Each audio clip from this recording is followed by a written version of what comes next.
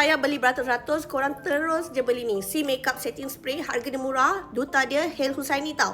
Sebab apa? Sebab ni makeup artist international, makeup artist Malaysia, semuanya pakai C Makeup. 24 jam tahan korang punya makeup, and then korang tengok dia punya spray dia.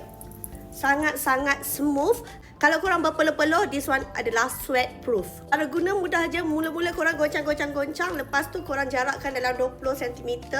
And then tengok muka I ni sebelum spray, korang buat bentuk X.